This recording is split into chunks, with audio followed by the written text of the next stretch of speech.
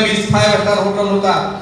तो बाहर के जो पर्यटक आते, जब उनको मूलभूत हम लोग सुविधा देते तो कितना पैसा आता। अगर 1 करोड़ आदमी भगवान बुद्ध को मानने वाले अगर 1 साल में गया आ जाते तो सोचिए कि बिहार सरकार के खजाने में कितनी पैसा जमा हो जाती।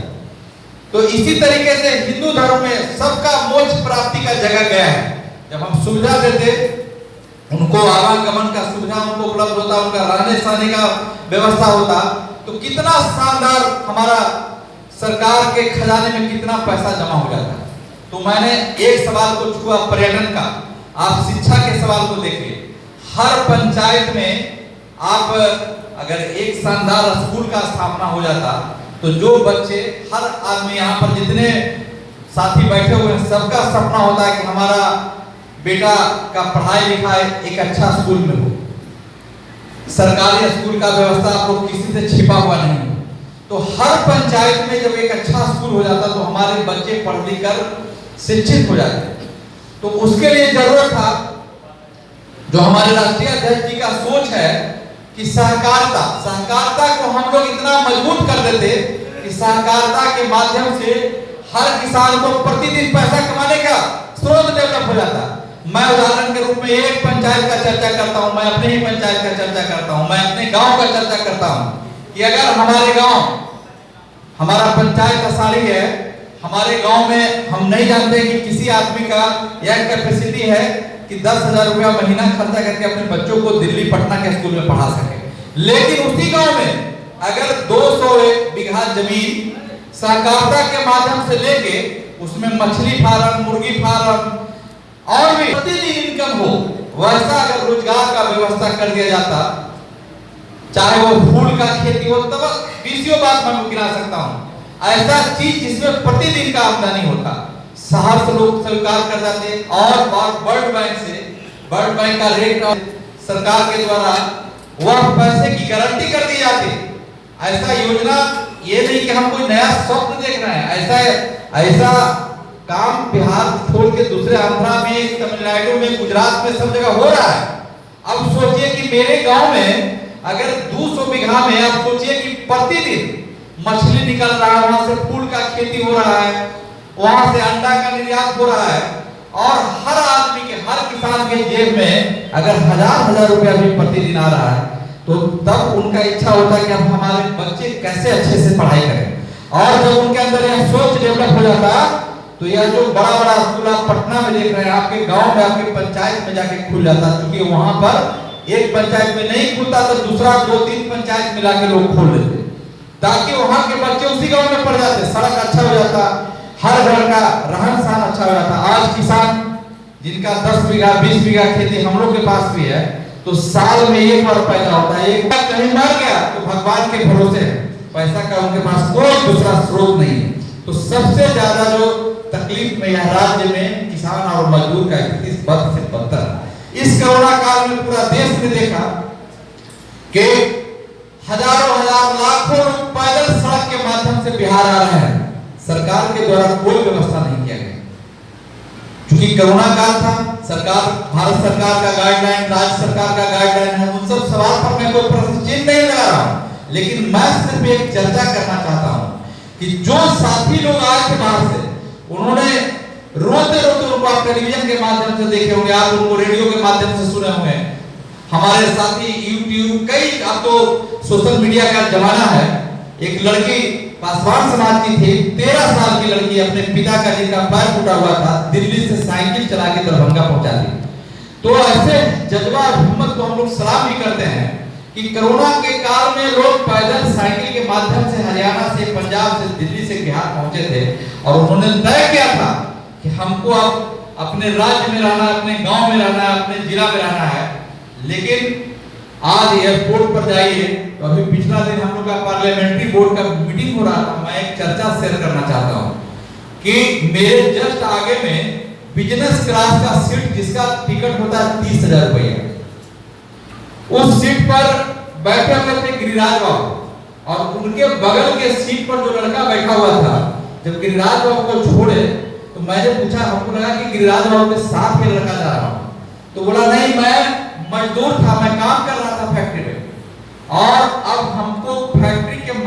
यहाँ टिकट भेजा है, तो सोचिए कि 30,000 रुपए का टिकट, तो उसके पिछले सीट पर मैं और हमारे पार्टी के प्रधान महासचिव कैफी जी जा रहे थे पार्लियामेंट्री बोर्ड के मीटिंग के लिए।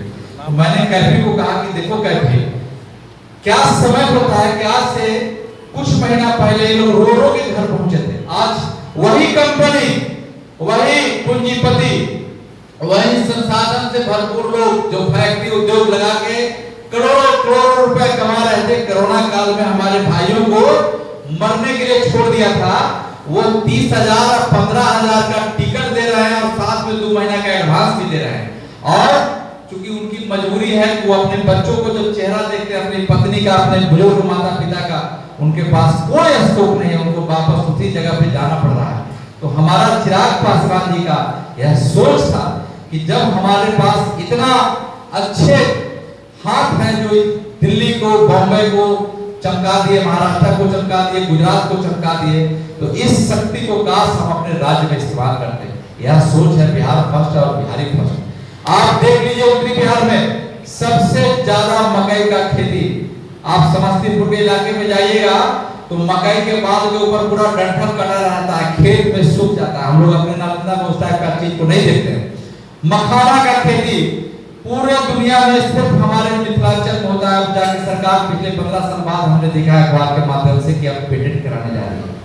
तो कई चीज बोलते रहेंगे तो पूरा शाम गुजर जाएगा। हम तो इस पर एक लेख, लंबा लेख हमको लिखना है 15-20 सीटिंग का, तो विस्तृत चर्चा भी करेंगे। तो यह सोच था कि जो हमारे पास संसाधन था उस संसाधन को हम फोकस करते। जैसे मकई का आप 1 किलो मकई किसान कितना में बेचते हैं, लेकिन अगर उसी को कॉर्नफ्लेक्स में बना के बेचिए तो अमेरिका, इंग्लैंड, सारे 5 स्टार होटल, सारे बड़े लोग उसी को सवेरे दूध के साथ खाते हैं। तो इसकी फैक्ट्री जब लग जाती बिहार में तो सोचिए कि बिहार का चेहरा कैसा हो जाता है। और ऐसा नहीं कि फैक्ट्री लगाने वाले लोग नहीं है, आप सहकारिता के माध्यम से तय करिए। हमारा 40 जिला है, अगर हम 80 केंद्र को भी बना दिए, हम वर्ल्ड बैंक से आए दिन सुनते हैं कि अमेरिका में 2% रेट ऑफ इंटरेस्ट पर पैसा मिलता है, लेकिन यहाँ पर मैं बताना चाहता हूँ कि हम लोग ये सब बिल्डिंग बनाने में करोड़ों रुपए लोन लिए हैं और बैंक मैनेजर को बोलते हैं कि मेरे जगह पर कोई दूसरा आदमी होता तो उसको जहाज खाना पड़ता। आप लोग जितना दर करते हैं, कहना बहुत आसान है, लेकिन अगर सरकार चाहती तो ये सरकार का सिस्टम का हिस्सा है। सरकार तय करते कि आपको अपने विधायक को आप तय करने देते कि विधायक को बैठाइए, सहकारिता का गठन करिए, आप अपने एमपी को बैठाते, आप अपने प्रखंड अध्यक्ष को बैठाते, आप चुने हुए जनप्रतिनिधियों के साथ एक सामंजस्य करके यह काम किया जा सकता है। कहीं तो कहीं हमको शुरुआत करना होगा ना, नहीं तो हम तो पिछड़ते चले जाएंगे। तो यह सोच है बिहार फर्स्ट, बिहारी फर्स्ट का यह विजन है। आप एक चीज को और देखिए आज के हम लोग जो चर्चा कर रहे हैं यहाँ पर मखाना के सवाल पर, आप देखिएगा मिथिला प्रिंटिंग जो अभी मास्क लगा के आप देखते होंगे, हमारे राष्ट्रीय अध्यक्ष जी उस खुद लगाते हैं, इसलिए नहीं लगाते हैं क्योंकि N95 मास्क नहीं मिलता है, लेकिन वह चाहते हैं कि बिहार का यह मिथिला प्रिंटिंग का मास्क पूरे देश में प्रचार हो। यह उसमें थोड़ा डिजाइन देखते हैं ना, अच्छा लगता है, तो यह डिजाइन का प्रचार हो ताकि अगर मान के चलिए 20 लाख चला गया मास्क बन के दिल्ली, तो 20 लाख का पैसा आपके बिहार में आएगा ना। तो यह सोच है अपने हमारे राष्ट्रीय अध्यक्ष जी का, और उस सोच को जमीन पर पूरी ताकत से, पूरी क्षमता के साथ लागू करवाने की जिम्मेवारी हम लोग जैसे सिपाही पर है। और हम लोग भी अगर इसको लागू करेंगे तो आप लोग जैसे यहाँ पर बैठे हुए हमारे चाचा हैं, हमारे भाई हैं, हमारे छोटे भाई हैं, हमारे दोस्त हैं, आप लोग के बूते यह संभव हो सकता है। तो बिहार फर्स्ट, बिहारी फर्स्ट में विस्तृत चर्चा है, हिस्ट्री में देखिएगा। और तो हम एकदम स्वर्ण अक्षरों में जीने वाला समय रहा बिहार का, लेकिन आज हम सब कुछ में पीछे पीछे चले गए। तो कब तक हम लोग अपने संसाधन का रोना रोते रहेंगे, और कब हम क्यों नहीं सोचे।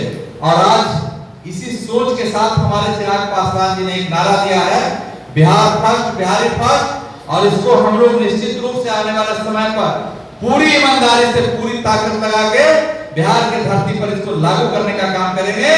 और यह तभी संभव होगा जब इस आवाज को करते थे। हम हमेशा चुनाव में हम कभी-कभी चिंतन करते हैं